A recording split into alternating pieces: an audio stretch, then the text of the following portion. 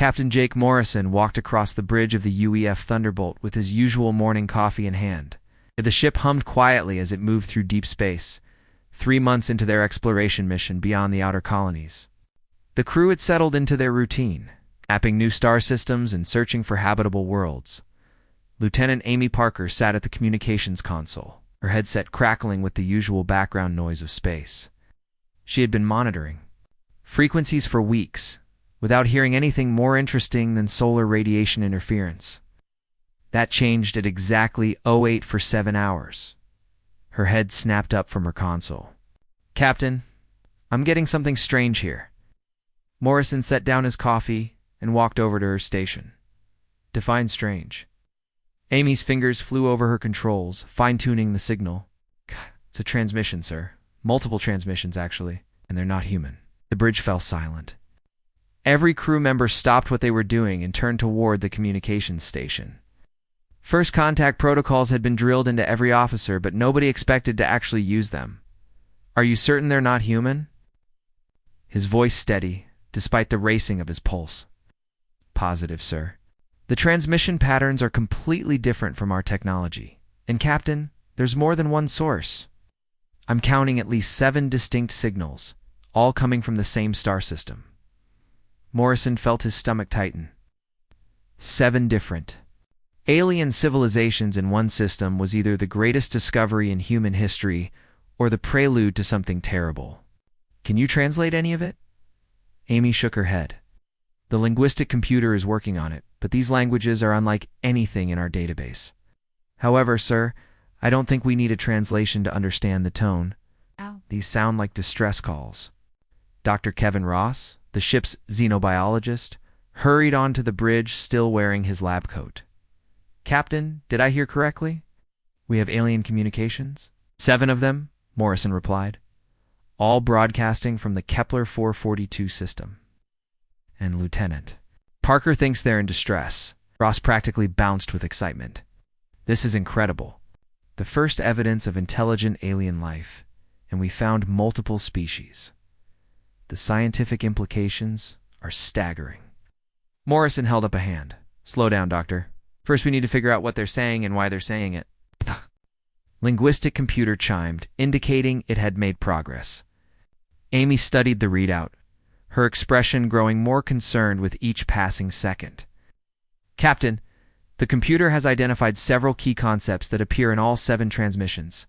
Words that translate roughly to help, death, invasion, and fleet." The excitement on Dr. Ross's face faded quickly. "They're under attack." Morrison nodded grimly. "How far to Kepler 442?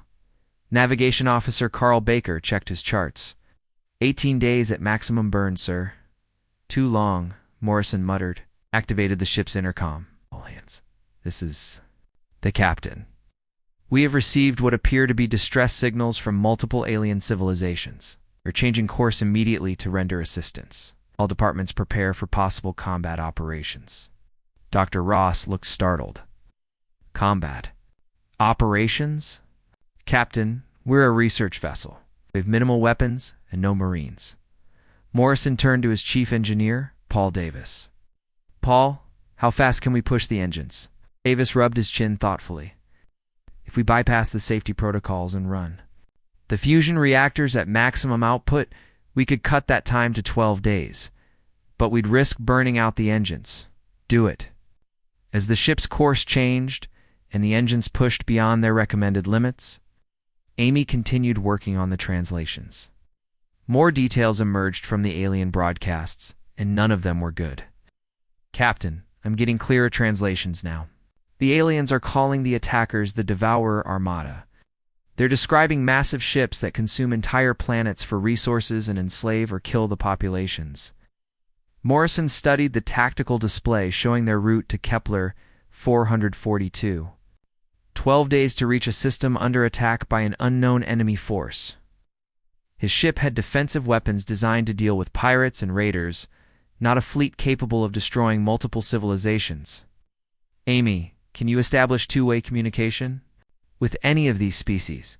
She worked her controls for several minutes. "I think so, sir. The Zephyrian signal is the strongest. It seemed to be the most technologically advanced. Open a channel. The bridge speakers crackled with static, then cleared to reveal an alien. Voice speaking in accented but understandable English. The linguistic computer had worked fast. Unknown vessel. This is Commander Veltar of the Zephyrian Defense Fleet. If you can understand this transmission, do not approach our system. The Devourers have weapons that can destroy moons. Your ship cannot survive what is coming. Morrison stepped closer to the communications console.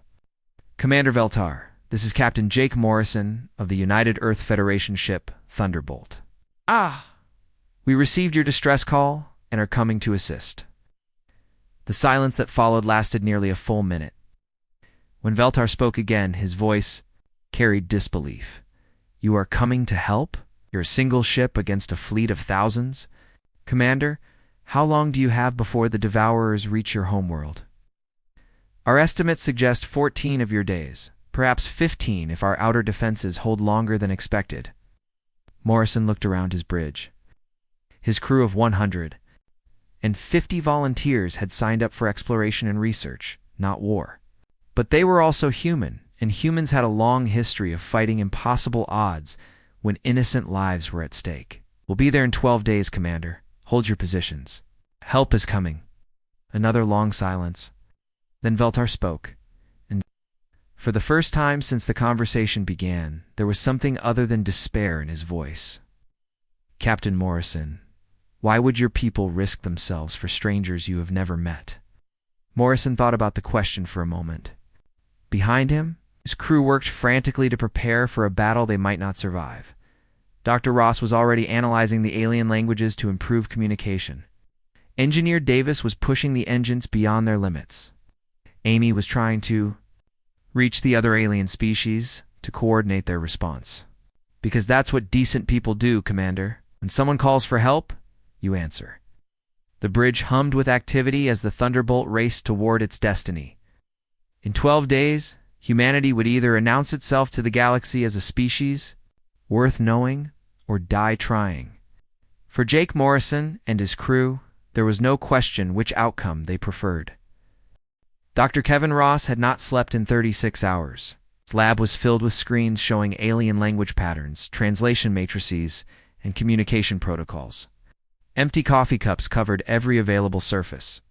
The linguistic computer hummed constantly as it processed the flood of alien transmissions coming from the Kepler 442 system. Doctor, you need to rest, said his assistant, Lieutenant Maria Santos. Shh. You can't help anyone if you collapse. Ross rubbed his bloodshot eyes, but did not look away from his screens. These civilizations are dying while we speak, Maria. Every hour we delay understanding them is another hour the Devourers get closer to their worlds. The breakthrough came during our 38. The computer finally cracked the base structure of all 7 alien languages. Ross nearly fell out of his chair as translation after translation scrolled across his monitors. The Zephyrians were indeed the most advanced. With technology that surpassed human capabilities in several areas, they had been fighting the Devourers for 6 months, and were losing badly.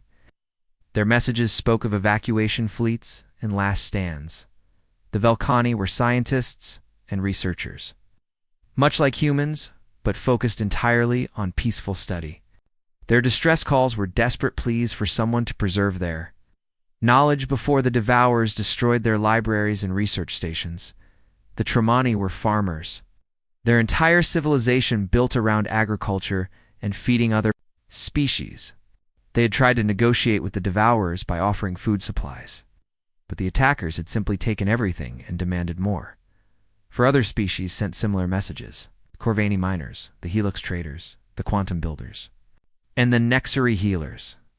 All peaceful civilizations. All facing extinction. Ross grabbed his communicator. Captain Morrison to the lab immediately.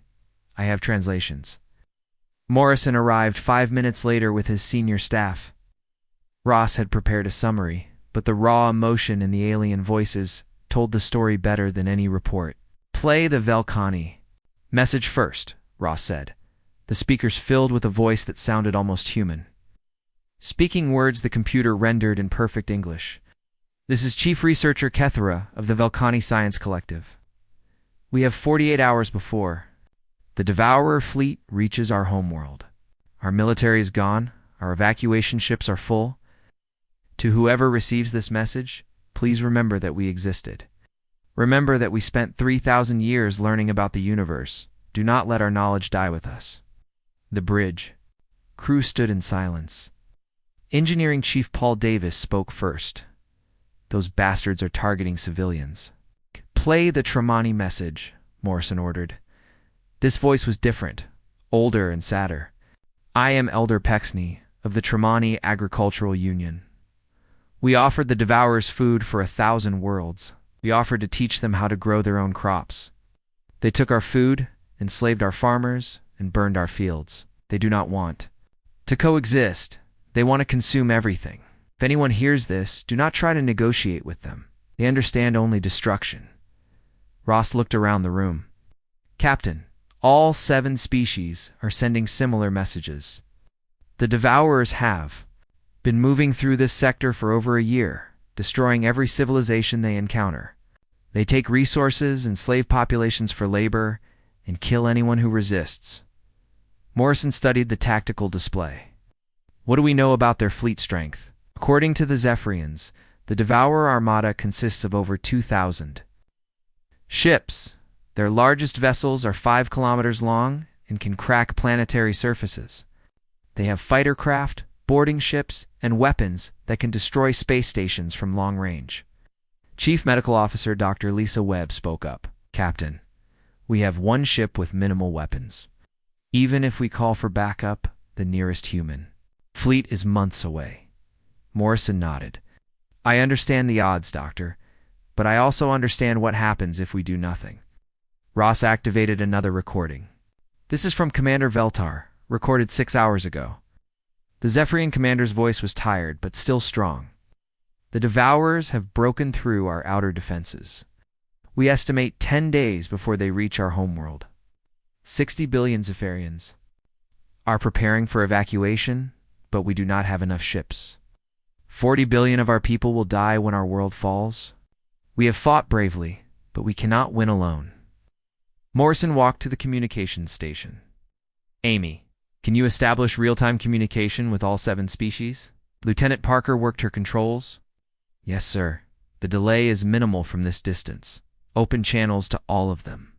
The speakers crackled as multiple alien voices came through simultaneously. Ross had programmed the computer to separate and translate each one in real time. Morrison stepped forward. This is Captain Jake Morrison of the United Earth Federation. Vessel Thunderbolt.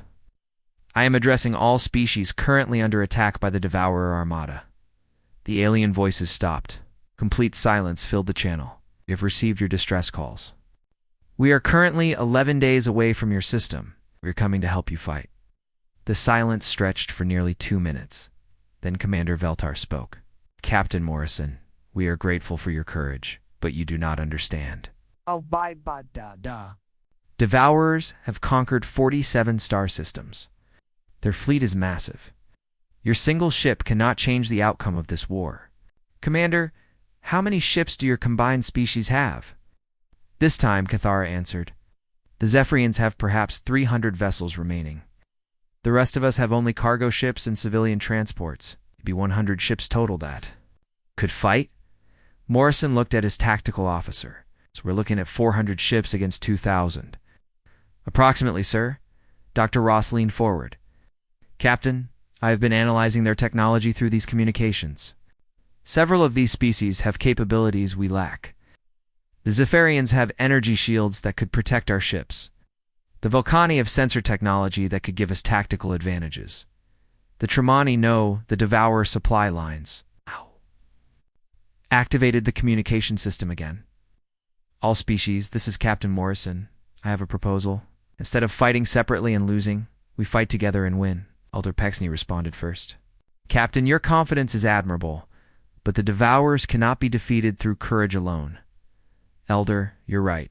Courage alone is not enough. But courage combined with superior tactics, shared technology, and the will to fight for each other might be. Commander Veltar sounded puzzled. You would share your technology with us? Species you have never met? Commander, in 10 days, we're either going to be allies fighting together, or we're all going to be dead. I prefer the first option. Ross activated a new communication protocol he had developed. All species, I am transmitting our complete database of military tactics, ship designs, and weapon specifications.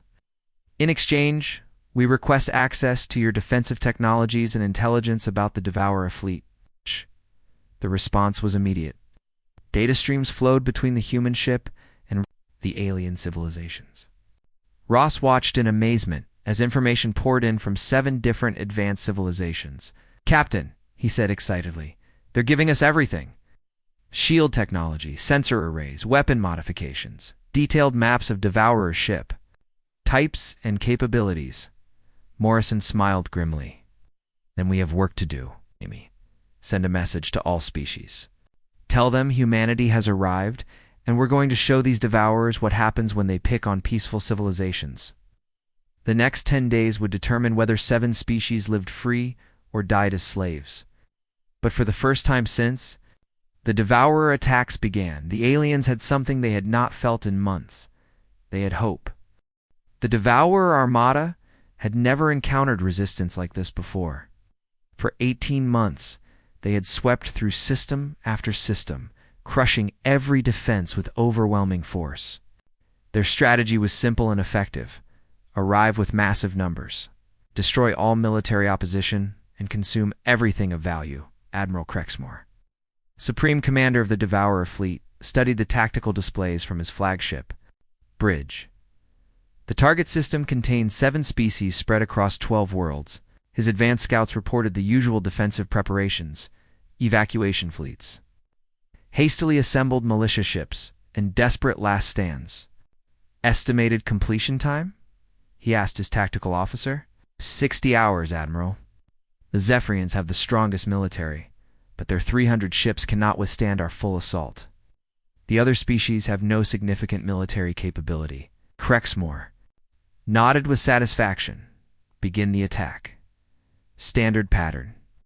Destroy their military, capture their industrial facilities, process their populations." 2,000 Devourer ships moved into the system like a plague of metal locusts.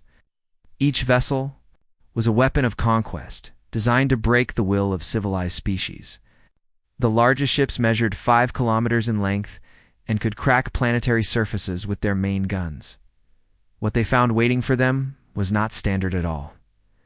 Commander Beth Taylor of the UEF Raven had spent 3 days studying Devourer attack patterns with the combined alien intelligence network. The Zephyrians had provided detailed sensor logs from previous battles. Velcani had analyzed Devourer's ship construction and identified weak points. The Tremonti had mapped supply, routes, and logistics. "All ships, this is Raven Leader," Taylor broadcast to the combined fleet. "Remember, we do not meet them head-on. Hit fast, hit hard, and disappear before they can respond. Make them chase us." The human ship moved with 3 Zephyrian escorts, their hulls now protected by alien shield technology. Behind them flew a mixed formation of vessels from all 7 species, each ship modified with human weapons and tactics. The first Devourer patrol group consisted of 12 heavy cruisers advancing toward the Zephyrian homeworld. They expected to encounter the usual desperate resistance, brave but futile charges against superior firepower. Instead, they flew into a carefully planned ambush. Taylor's ship appeared from behind a moon, moving at maximum speed directly toward the Devourer formation. The alien commanders assumed this was another suicide run and prepared to destroy the attackers with overwhelming fire. The human ship did not charge their weapons or attempt to ram. Instead, it released a spread of modified torpedoes that the Zephyrians had never seen before. These were not designed to destroy ships through explosive force. They were designed to disable enemy vessels through electromagnetic pulse and system interference. 6 Devourer cruisers lost power simultaneously. Their weapons went offline, their shields collapsed, and their engines died. While they drifted helplessly, Zephyrian escorts swept in with precision. Strikes against their vulnerable hulls, The remaining 6 Devourer ships tried to respond, but Taylor had already moved her ship out of their firing range and was preparing for another attack run. The entire engagement lasted for minutes. 12 Devourer ships were destroyed or disabled without a single Allied casualty. Admiral Crexmore received the battle report with disbelief. How many enemy ships attacked our patrol? 4, Admiral. 1 unknown class vessel and 3 Zephyrian escorts. 4 ships destroyed 12 of our cruisers. The unknown vessel used weapons we have never encountered. Our ships lost all power before they could return fire. Crexmore studied the tactical data. The unknown ship moved with precision and speed that suggested advanced technology, but its attack pattern was unlike anything in Devourer databases. Most species fought with either brute force or desperate bravery. This was something different. Deploy Heavy Assault Group 7, 100 ships. Destroy these unknown vessels. The second engagement took place near the Velcani research station. Commander Taylor had coordinated with Dr. Kevin Ross, who was now aboard a Zephyrian command ship providing tactical analysis. Beth sensors show 100 Devourer ships incoming. They're angry about the patrol group. Taylor smiled grimly. Good. Angry enemies make mistakes. Pattern. All ships execute Pattern Delta. The human tactical doctrine was something the galaxy had never seen before. Every human military officer studied the great battles of Earth's history: Thermopylae, Cannae, Agincourt, Stalingrad. They learned that superior numbers meant nothing. If the enemy could not bring their full strength to bear, the combined fleet split into 6 small groups, each containing ships from multiple species. As the Devourer assault group approached, they found themselves facing attacks from 6 different directions. Simultaneously, the Corvani miners had equipped their ships with drilling lasers modified for combat. The Helix traders used their knowledge of ship construction to target critical systems. The quantum builders had developed new types of shields that could deflect Devourer weapons. But it was the human tactical coordination that turned the battle.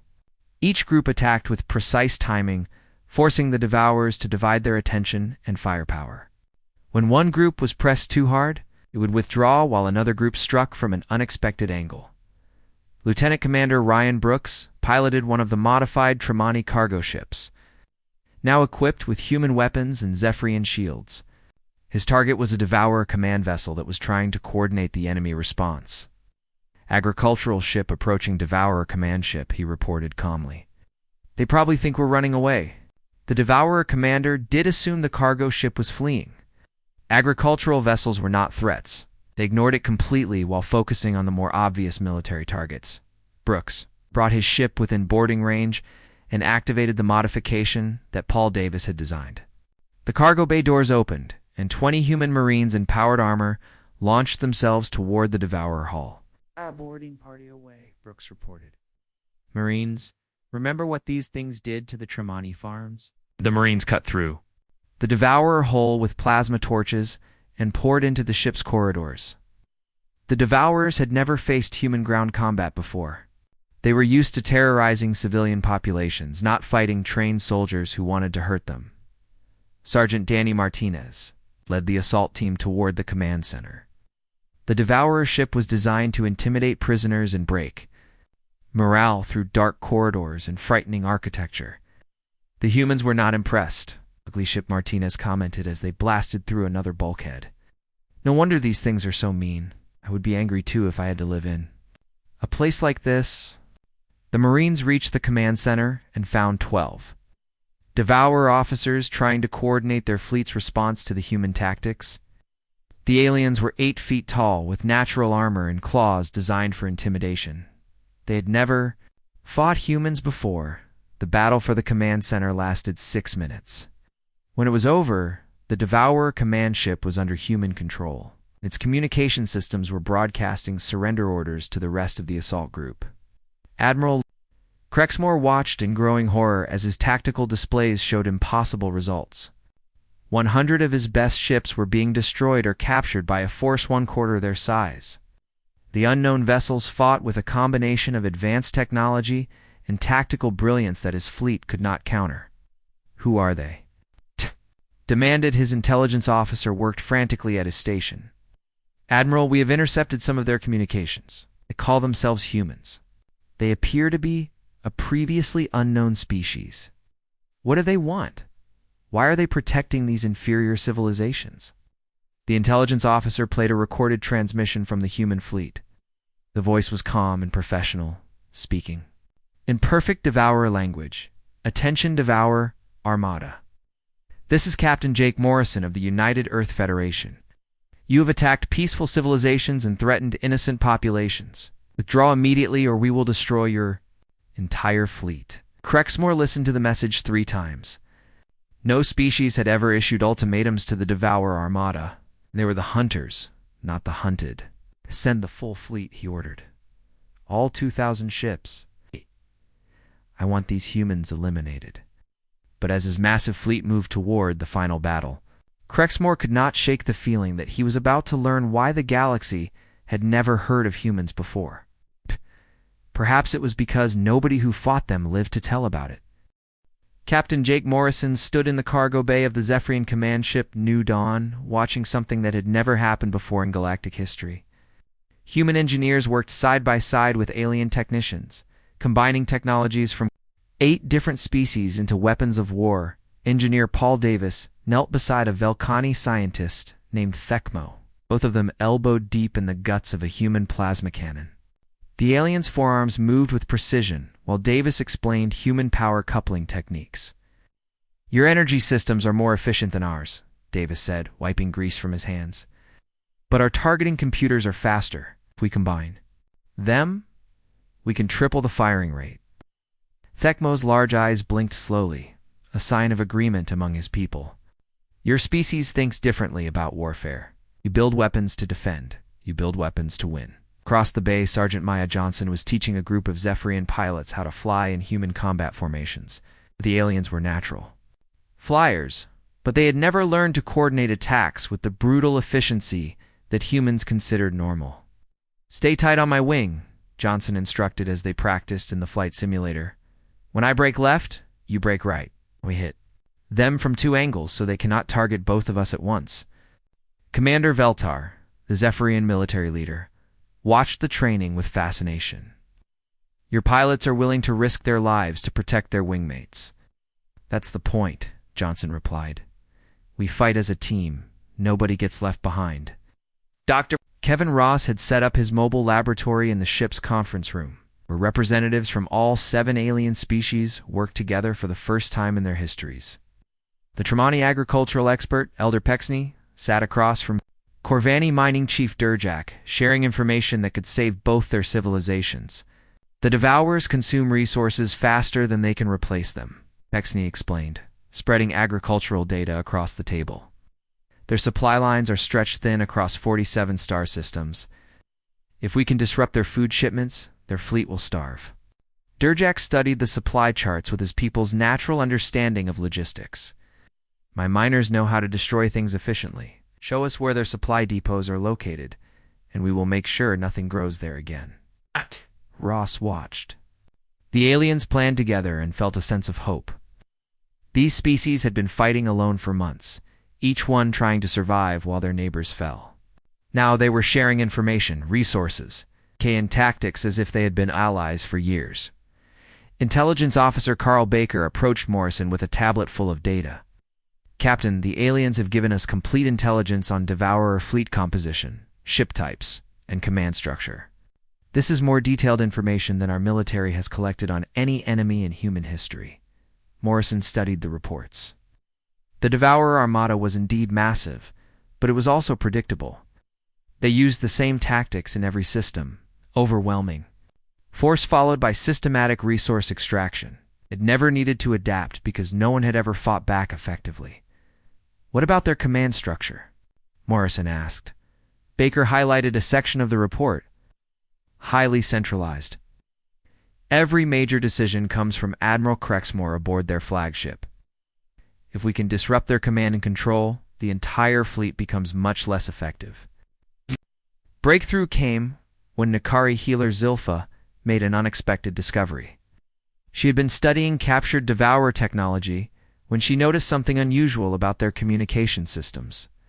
"Captain Morrison," she called excitedly, "I believe the Devourers have a biological component to their technology. Their ships are not just machines. They have living parts." Dr. Ross hurried over to examine her findings. "Living parts?" "Yes, the communication systems, the targeting computers, even the navigation equipment. All of it has biological components. And if something is alive, it can be made sick." Ross felt his pulse quicken. "Are you suggesting we could develop some kind of biological weapon?" "Not a weapon," Sylpha corrected. "A medicine. But medicine that is designed for a different species entirely. What heals one type of life can poison another." Morrison realized the implications immediately. "A computer virus that targets their biological systems?" "Exactly. But we would need to get close enough to their command ship to introduce it into their network." Lieutenant Commander Ryan Brooks had been listening to the conversation. "Captain, I volunteer for the infiltration mission." Oh. Morrison looked at the young officer. Ryan, we're talking about boarding the flagship of a fleet that has conquered 47 star systems. The security around that ship will be impossible to penetrate. Brooks smiled. "Sir, with respect, they have never dealt with human infiltration techniques, and I have an idea." The plan that Brooks proposed was so simple that it was brilliant. The Devourers captured ships regularly to strip them for resources and interrogate survivors. If a human ship appeared to be damaged and helpless, they would bring it aboard their flagship for processing. "We modify one of the Tremonti cargo ships to look damaged," Brooks explained. "Fill it with fake refugees from multiple species.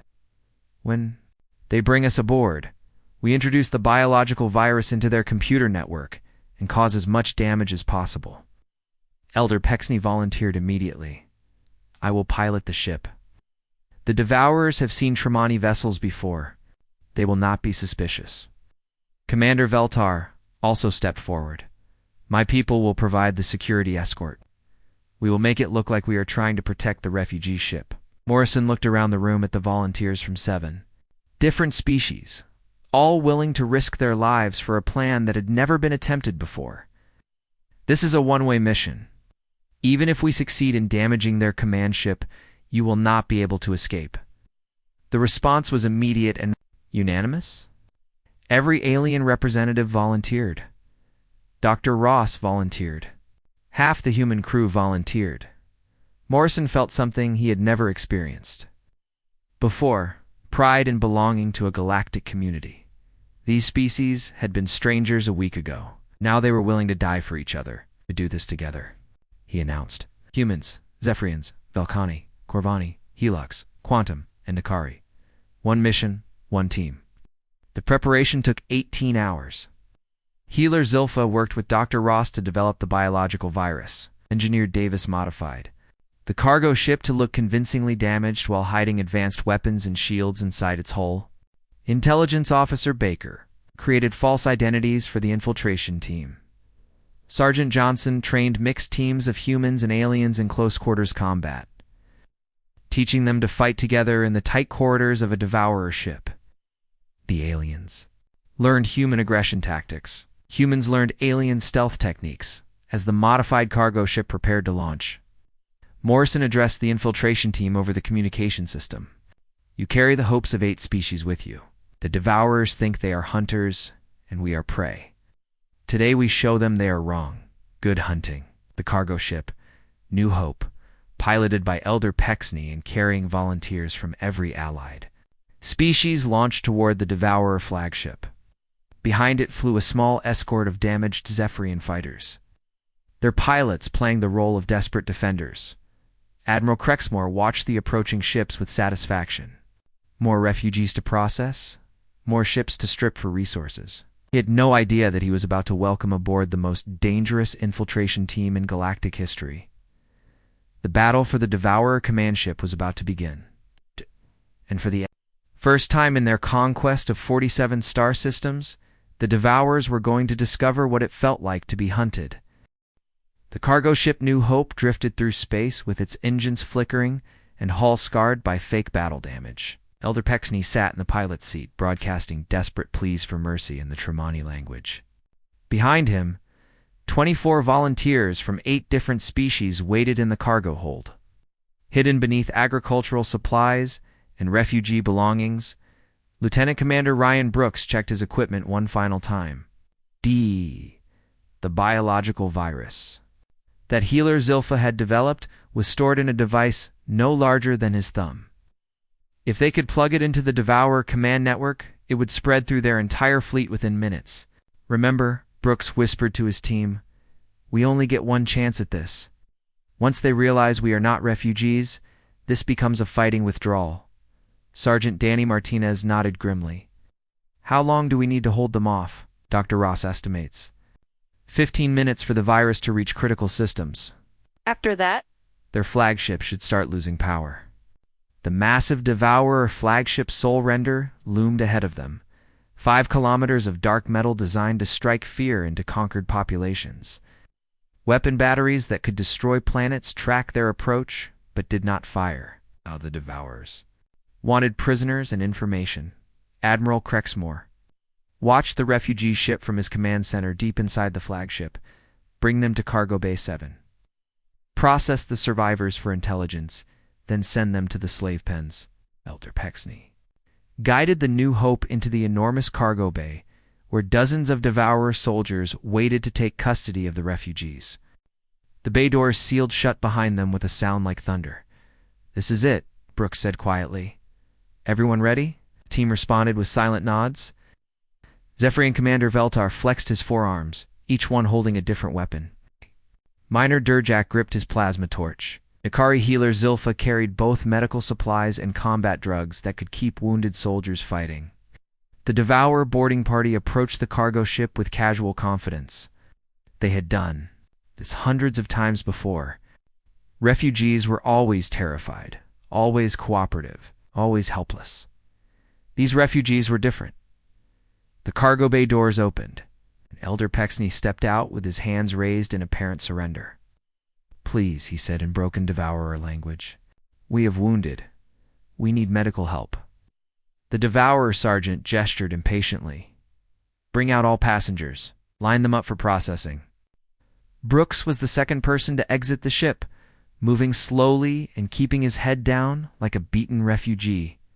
The biological virus device was hidden in his jacket pocket.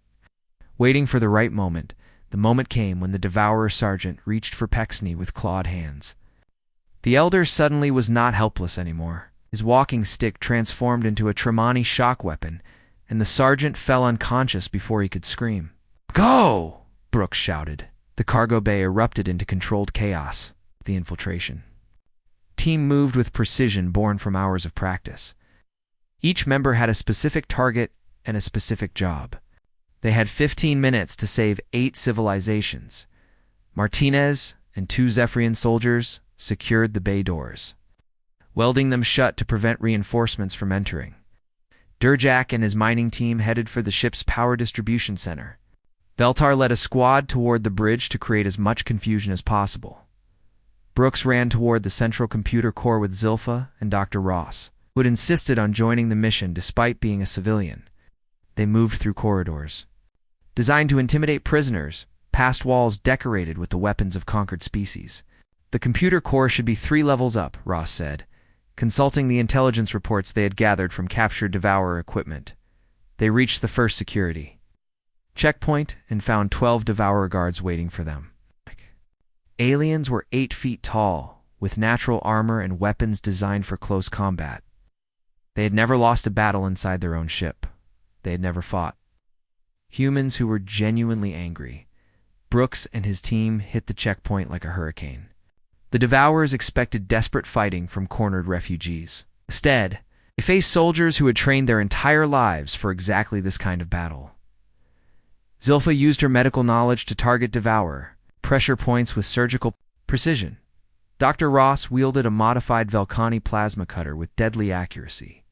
Brooks moved through the enemy formation like death itself, clearing a path toward their objective.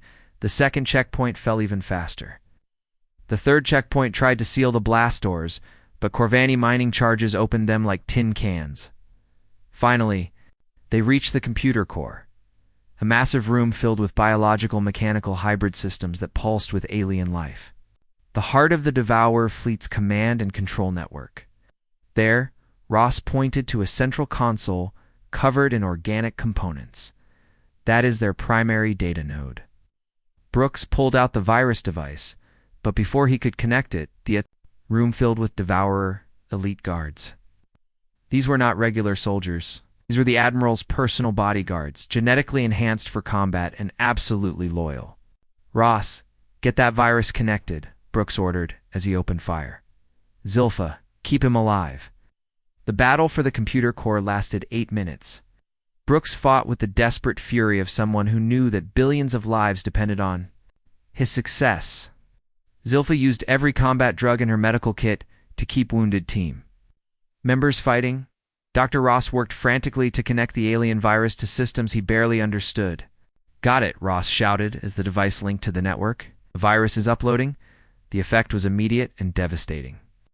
The biological components of the Devourer computer systems began to convulse as the virus spread through their networks. Warning lights flashed throughout the ship. Power fluctuations caused lights to flicker. Admiral Crexmore felt his flagship shudder as critical systems failed. "What is happening?" he demanded. His tactical officer worked desperately at his console. "Admiral?" "We have intruders in the computer core.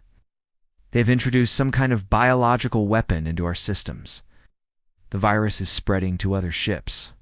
In the fleet, in the main display, Crexmore watched in horror as ship after ship reported system failures.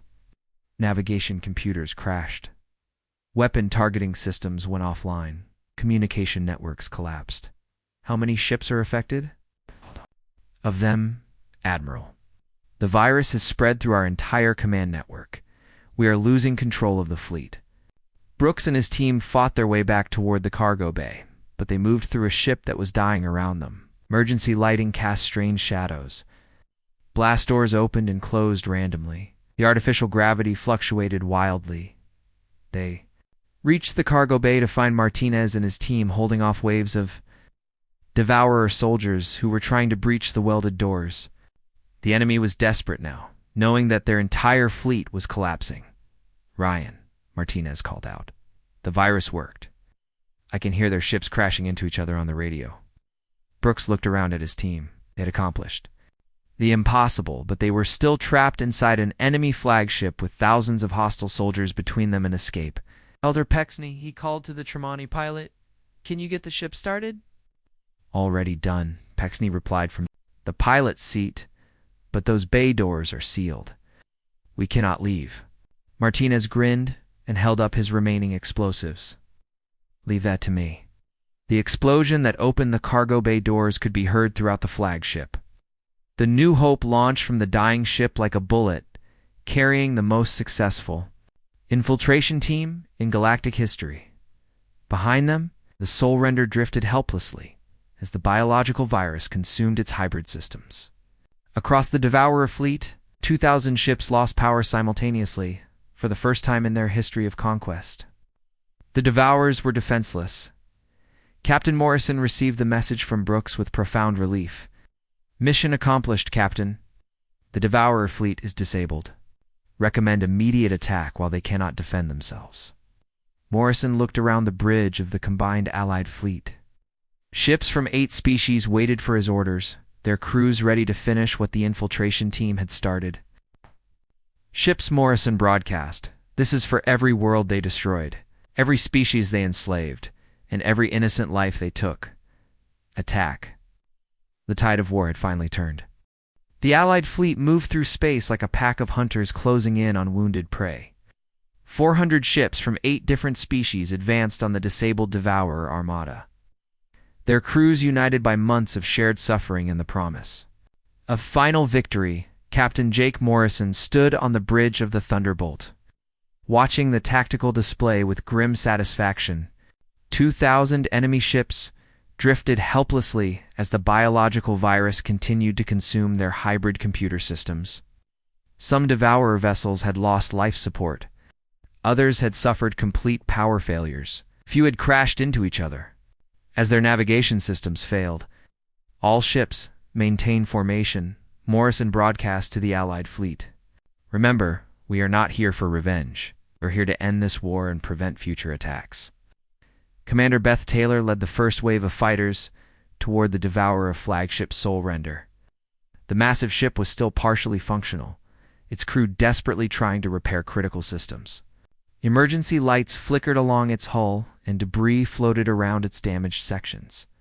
Raven leader to all fighters, Taylor called over the radio. Target their weapon systems first. I want that ship completely defenseless before we board. Attack was swift and precise. Human fighters, escorted by Zephyrian interceptors and supported by Corvani mining ships, systematically destroyed every weapon battery on the flagship.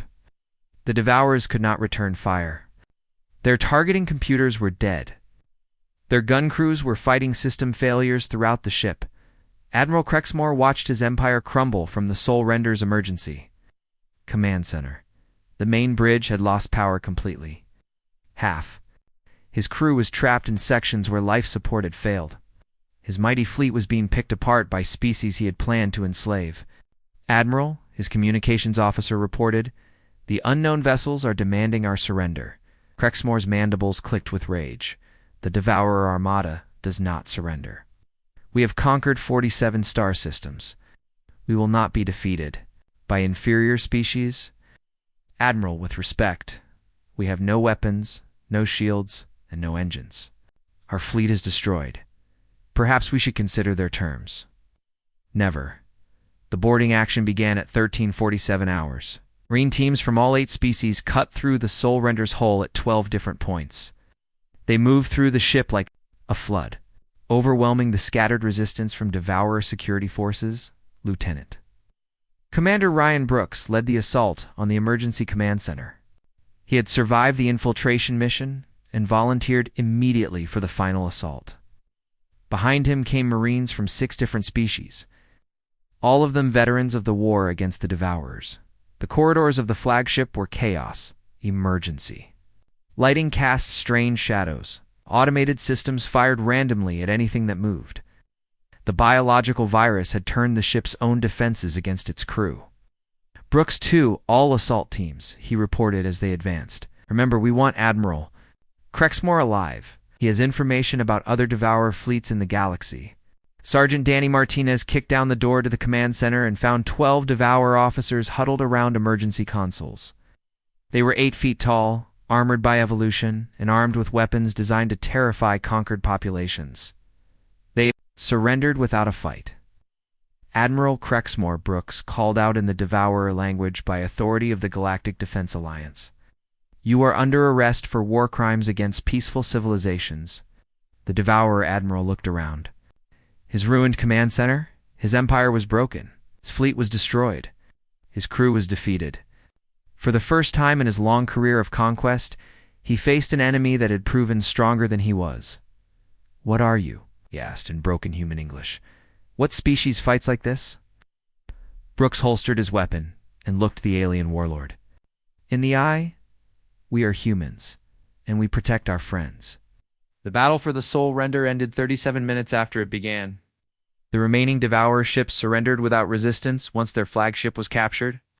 The war that had consumed 8 star systems and threatened countless civilizations was finally over.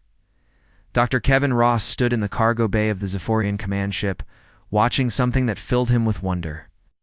Representatives from all 8 species worked together to process Devourer prisoners and secure captured ships. Former enemies who had never met before the war now functioned as a unified military force. Dr. Elder Pexney approached him with a data tablet. We have completed the prisoner interviews. Admiral Crexmore has provided information about 17 other Devourer fleets operating in distant sectors of the galaxy. Ross felt his stomach tighten.